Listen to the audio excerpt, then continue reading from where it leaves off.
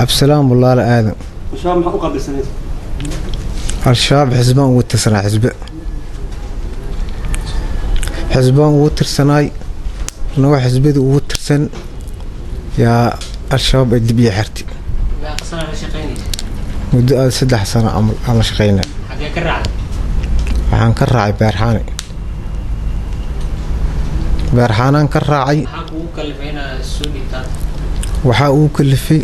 dhibaatada taalla iyo meesha carqaladeynta ay wadaan 3 jeer guriga liiramagan aan liixari lacag $500 liiga qaatay nooma shaqeynayso waxa leeyahay shaqada ka fariisa shaqadu waan ka fariistay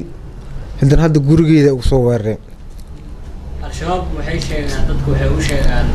waxba gaarayeen inay diin u dagaalamayaan adiga say u aragtaa diin looma dagaalamayo qof diin u dagaalamayo meesha ma jira qof muslim la ilaaha illa oo waxba aan ka galabsan oo naftiisa dhigiisa iska xaaransiya ma xalq dhufahaya wax diin oo madhabad oo diin loo dagaalamayo ma jira iskale oo Faarax Maxamed Coona marka nafsadaydan kula soo baxsaday ayagana kala soo goostay intaasaan idin sheegaya mar ciidan aan ku qaadi jiray oo ayaga kamid ah marna danayga kala iskaga qabsan jiray sidaas ay xaaladeyda